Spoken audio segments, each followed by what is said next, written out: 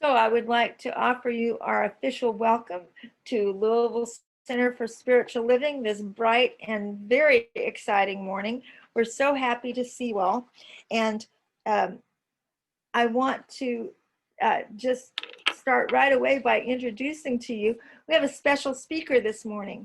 And her name is Miss Louise Tallen, and who knows exactly which square she's in on your screen. So Louise, can you wave for us?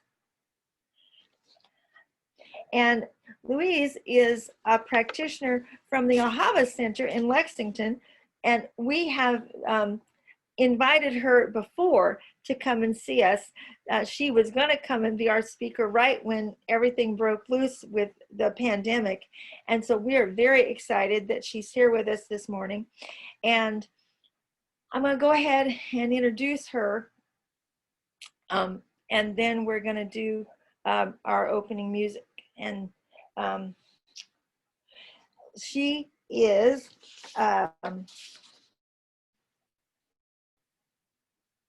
let's see.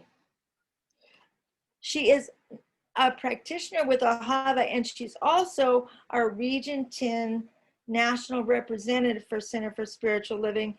And it's very exciting for me to let you guys know that, because we have talked about that many times, but you've never actually gotten to meet the representatives. And she is also a member of the Lexington Actors Theater Improv Group. And I thought that was very interesting. And also, she has her doctorate in psychological and medical anthropology. So she brings a whole lot to the table about consciousness for being a practitioner, because all of that she applies to serving in the community, working with people who have had lots of different kinds of challenges over the years in life. And so, shedding light, I just invite us into our deeper welcoming of ourselves and each other to this sacred time, and welcoming Spirit as we do indeed choose to shed our light for each other, for the Louisville Center community as a whole, for the Kentuckiana area as a whole, for the nation, and for our world. Is taking that pausing breath to make room, allowing everything that led up to this moment to be what was, and everything that will be will wait. Spirit meets us where we show up, and here we are now, recognizing that the one power, the one presence, the one essence of all life is eternal universal love, sustained by eternal universal law. And in that we find I am. I am the light. I am the shadow shed. I am that vessel allowing for the truth of the light of Spirit to shine forth, supporting each other in this incredible, phenomenal process of being Spirit, having a human experience. And so I open this time with gratitude paid forward for Louise Tallen to come and share with us her phenomenal gifts on understanding the navigation of that process in shedding the shadow, so that we may ever increasingly shed our light. Thank you, thank you, thank you, God. I release it with the heart of a child. I let it be, and so it is.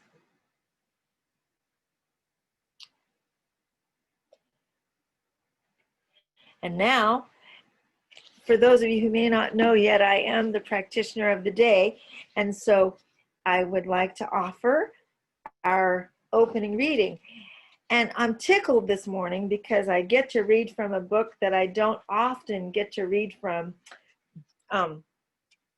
This is a book called A Little Book on the Human Shadow, and it is by Robert Bly, who I absolutely love as an author for the balance of the masculine and the feminine. And he says,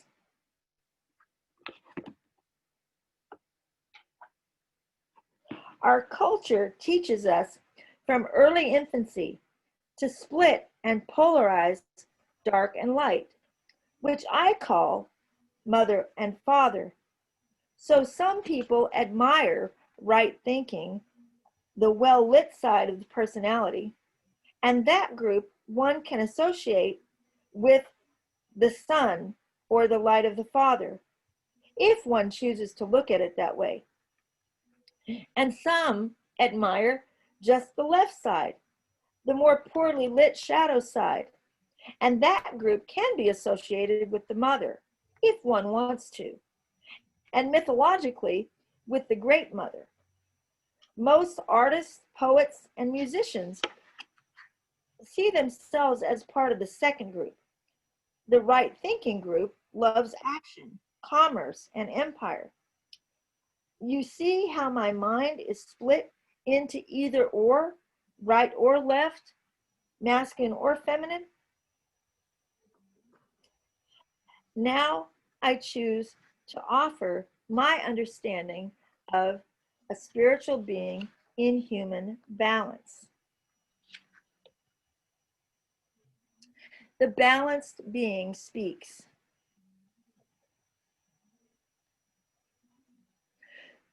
To the mother of solitude, I give myself away. To the mother of love and the mother of conversation in intimacy, I give myself. To the mother of art and the mother of fears, the mother of crying and the mother of tears, the mother of the ocean, to the mother of sorrow and grace, to the mother of the smiling and the downcast face. I give myself to the mother of suffering and death, and to the mother of the light and ever expanding birth. I give myself to the crickets and to the midges and to the birds of the air. I give myself to the Mother Mary and the Christ. I give myself as well to the Father of cheerfulness, to the light of the shining sun. I give myself to the Father of perfect right gestures and physical strength. I give myself to the Father of flowing financial abundance. I give myself to the flame that shows the way in directiveness. I give myself to both the Father and the Mother in balance.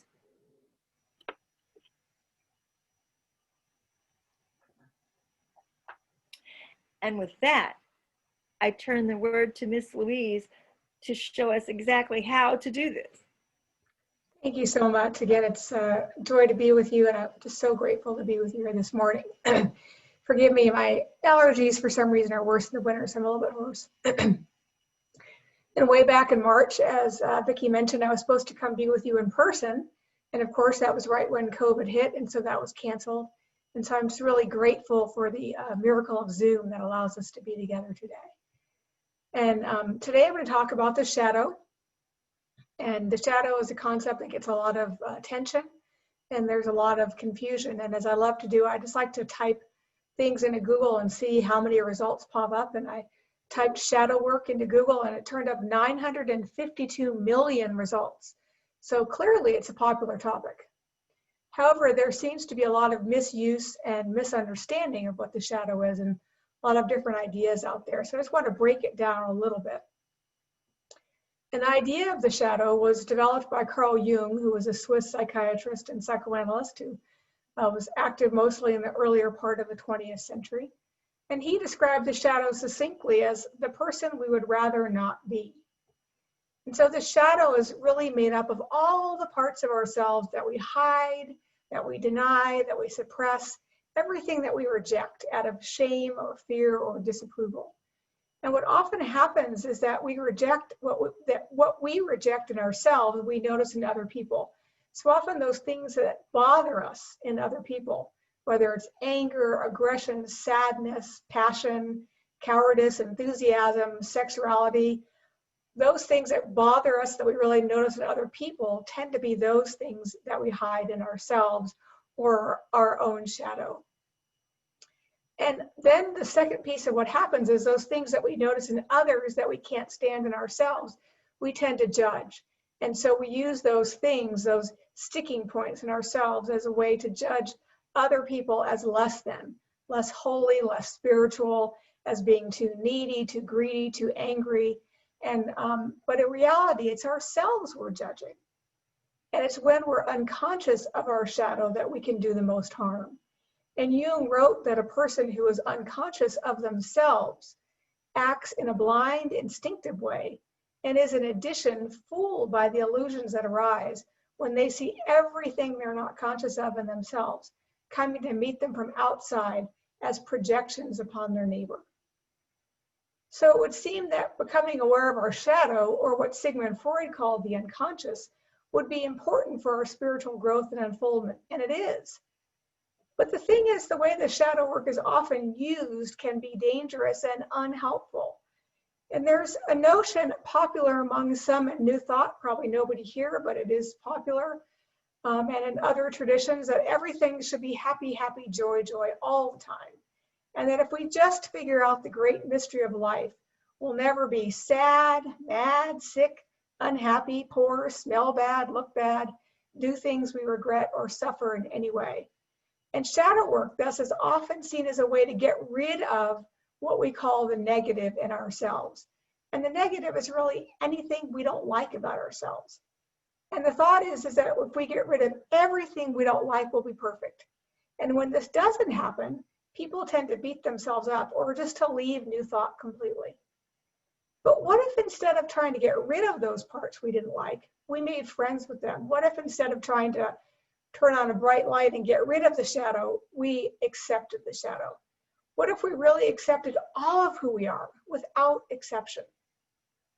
What if we accepted all of our emotions, our feelings, our thoughts, our body parts, our highs and lows, and what we perceive as our strengths and what we perceive as our weaknesses?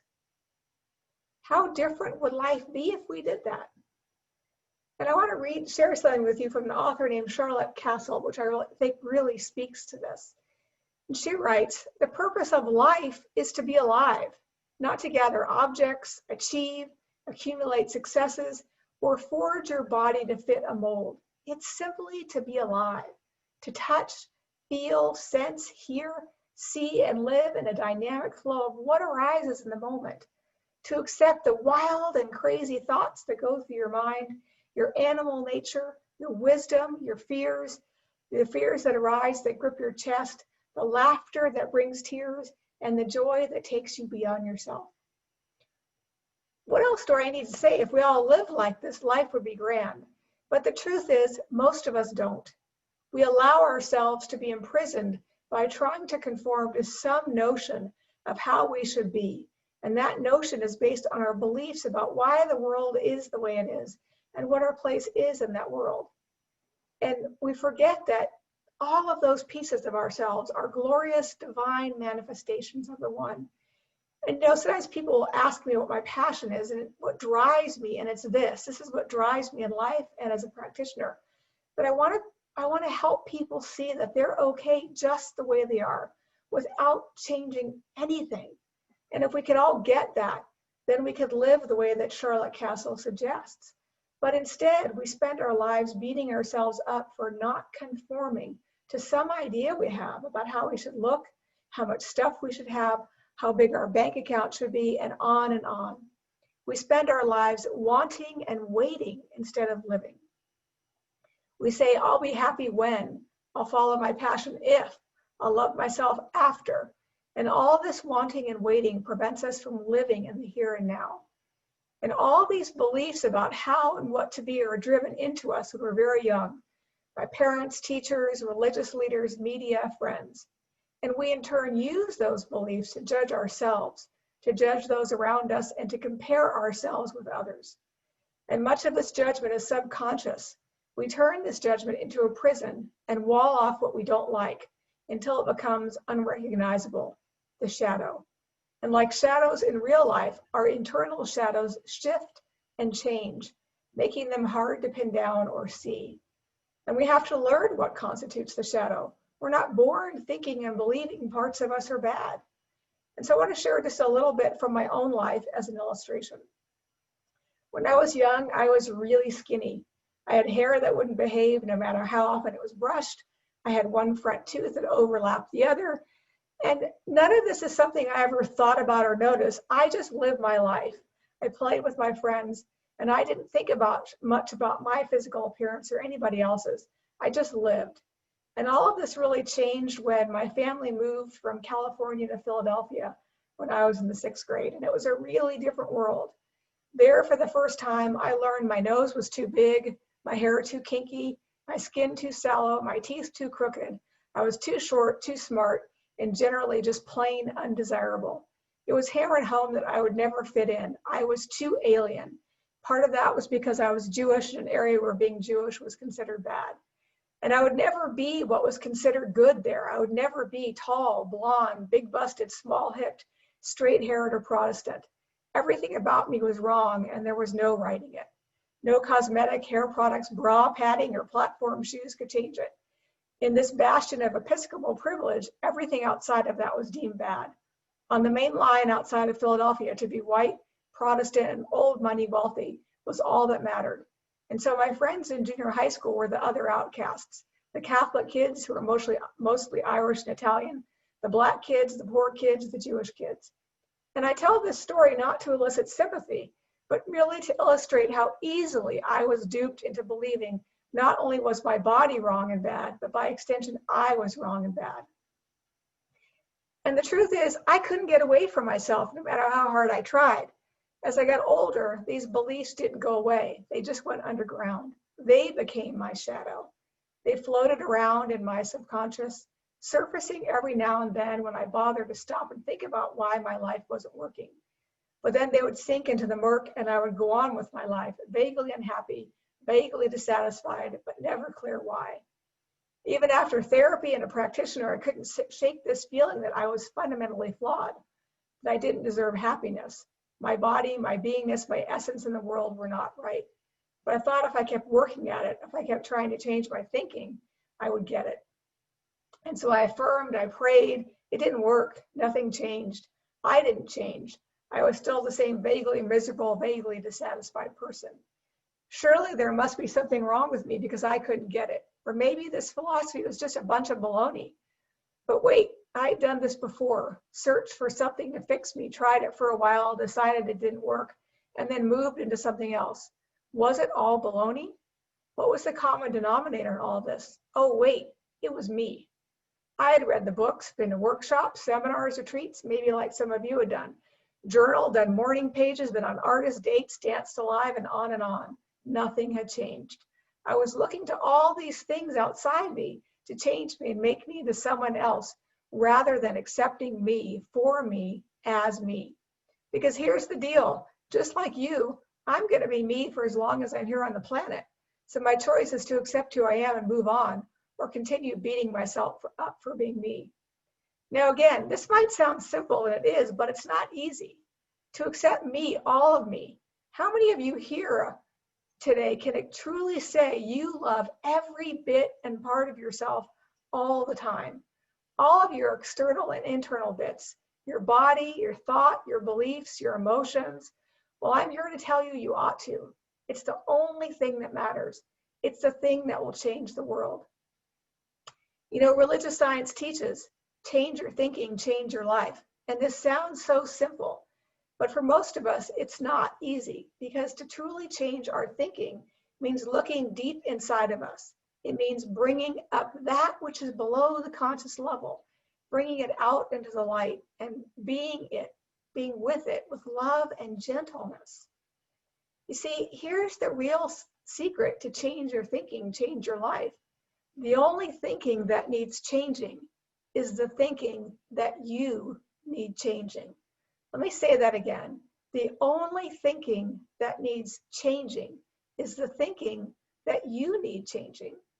Change only happens when we give up the desire for change. Because when we focus on changing, what we are focusing on is what we don't like about ourselves, what we find wanting, what we find bad, the shadow. And that focus only serves to bring more of what we say we don't want into our lives. Think about it. How many of you out there who say you want to lose weight have successfully lost it and kept it off by focusing on why you need to be a different size than you are now and beating yourself up every time you eat something you consider forbidden? The most vital task of our lives is to love all of ourselves, even the part of ourselves that doesn't love ourselves, without judgment, without excuse. I love the writings of Anne Lamott because she writes about the fragility of being human with grace and humor. In her book, Traveling Mercies, Lamott writes, "Until recently, I was afraid to say that I am beautiful, out of fear that people would look at each other with amusement and think to themselves, well, isn't that nice? And then they would look at me with cruel scrutiny and see a thinnish woman with tired, wrinkly eyes, flabby thighs, scraggly hair, and scraggly teeth. I was afraid they would see the spidery veins on my legs and that my bottom appears to be making a break for freedom from the confines of my swimsuit. Afraid they would notice all the parts of me that really need to have the fat vacuumed out, or at least carpet swept." Does this sound familiar at all to anyone? Are there parts of yourself that you disavow, that you find wanting? Do you look askance at that new wrinkle, that gray hair, that brown spot on your hand, at the bit of cellulite, that love handle, the jiggly bottom? Do you beat yourself up for the way you think about yourself, or the way you think about others, believing that the only way to be holy is by not judging? Are your conversations with yourself kindly, or are they critical? Are your thoughts about other people kindly, or are they critical? And think about it for just a moment. Would you treat a dear friend the way you treat yourself? I want to ask you to do something with me this morning if you're comfortable. And I invite you, if you're willing, just close your eyes for a moment. Just allow yourself to really settle into your chair. Just take a moment to focus in on your breath. Just breathing in and out. Allowing yourself to be supported by your seat. Just letting your body relax.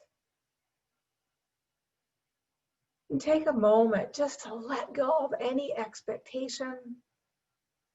Let go of agendas. And just breathe. Great. Now take a moment to bring into your mind's eye something about yourself that bothers you. Maybe it's a body part, maybe it's a thought or belief, maybe it's the way you react to things. Whatever that thing is, bring it into your consciousness. And if there's more than one, just pick one. Really focus on it. Focus on why it bothers you. Allow yourself to really experience it. It's okay, you're in a safe place. Just really bring up that thing that bothers you and allow it to resonate. And as you do this, begin to notice how your body feels. Are there places where you feel tension? Has your posture changed? And just breathe. You're in a safe space for exploration.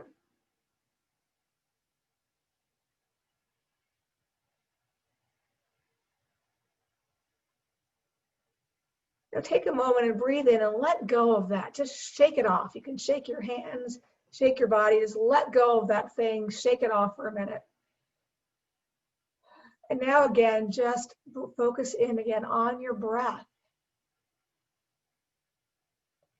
And bring into your mind's eye another being with whom you feel loved. It could be a human, it could be an animal, it could be somebody living or dead, but bring into your mind's eye someone with whom you feel loved and safe, or a place where you feel safe and inspired.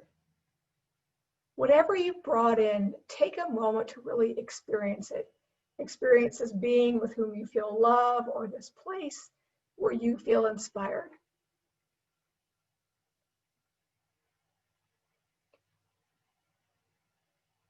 Allow yourself to really experience every bit of it.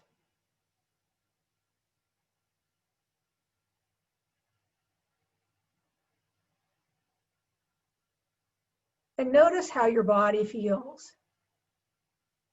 Is there a difference? Take note of this feeling. Notice if as you bring to your mind's eye something where you feel love, if your body changes, if the way you feel changes. And now breathing in again, let go of that and take a moment to come back to your body. And now bring into your mind's eye a part of your body you don't like so much. It might be a big part or a small part. Maybe it's your whole body. Maybe it's a freckle. Just bring it to mind. And now take a moment to thank that body part for what it does. Appreciate it just the way it is. And take note of any judgments that creep into your mind as you do this, and gently allow them to fall away. Really appreciate this thing that you say bothers you, and give thanks for it. Bring it in as if it were a beloved friend.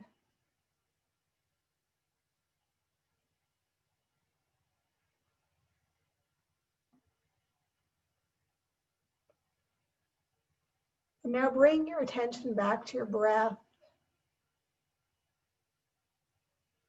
Just feeling your body and your seat. Coming back fully present into this time and space. And when you're ready, I invite you to open your eyes and just notice your body. Notice how it changed based on what you were thinking about. And think about the idea that our thoughts really do shape our reality, because we think all day long unconsciously. And that the way we think and believe and behave affects our body.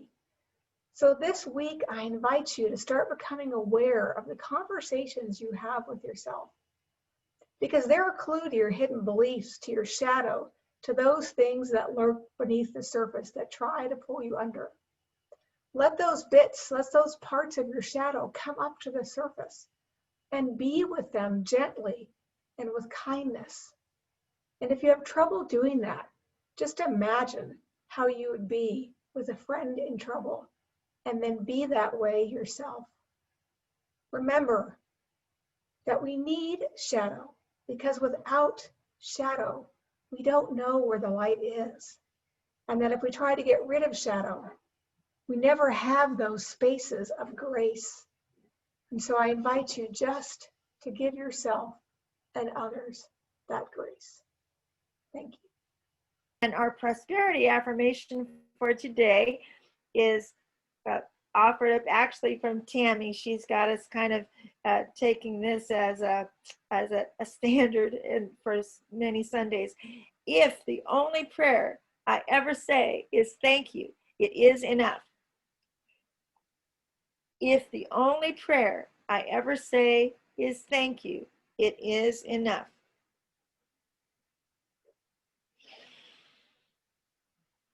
And I'm just going to give us just a moment there. So people might be moving around or thinking a little bit. And then I'm going to go into announcements.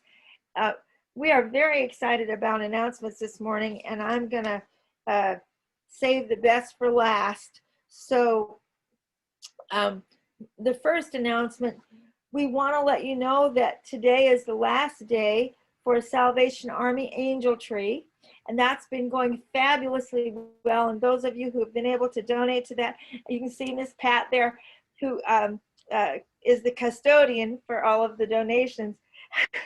Would you like to say something, Pat? You got so much energy. Oh, no, she's good. Okay. It is very exciting, however. We're going to be able to donate quite a gift to Salvation Army, which will be for toys and food. And maybe she does want to say something. Yes, I would tell you that if you have a check, I have to do this donation tomorrow, so we don't have time for you to send a check. But PayPal and Givelify, we do have time, and you just need in the memo line to say that it's for the Angel Tree, if you would do that. But we've been doing very well. You're going to be so excited when you see what the total. So thank you. And thank you, Pat. And thank you for the idea and for all your work in making that happen. And so then our next announcement, on the 20th, we're going to have a special Christmas presentation. Your practitioner team will be doing little snippet talks on various Christmas songs. So we're excited about it, and we want to generate a little Christmas excitement there as well. That's on December the 20th. And then my favorite announcement of the day, those of you who might have noticed that Mr. Reverend Rick McCollum has joined us for this Sunday, we're here to tell you that he is going to take our primary spiritual leadership while Carolyn is doing what she needs to do in 2021. And I would like now for a moment to turn it over to Reverend Rick. I'm sure there's something he might like to say for himself. Thanks, Vicki. I am looking forward to working with you all and to share what Spirit has given me. So I look forward to being a part of the Louisville Center. Many of you know that that's where I had my beginning. That's where I got introduced. Vicki introduced me to Science of Mind at the Louisville Center, and then I was the first board president. I did all of my practitioner training through the Louisville Center with Reverend Carolyn and with Vicki. So you've had a special place in my heart all along, and I'm really happy that I can step in and help during this time. So I'll be with you off and on during December, and then we'll officially step into the role as spiritual director come January 1st. So I look forward to it. Thank you all. And just so everybody understands, notice that Rick's role is spiritual director. Carolyn is still our minister. She's our senior minister, and she's just taking the time off that she needs. So not to be thinking that she's not still our minister. She's just doing what she needs to do to take care of herself. And this is just a wonderful, lovely thing. So thank you, Rick.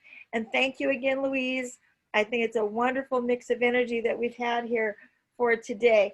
And that brings us to the end of announcements. If anybody has questions, if anybody wants to, sit with this or check in with, if you feel the need to check in with Carolyn, she certainly will be with us again before January.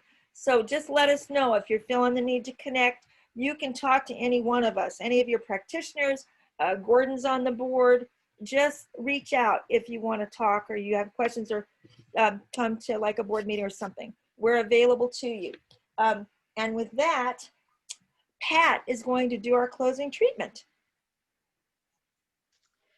Okay, what an exciting day.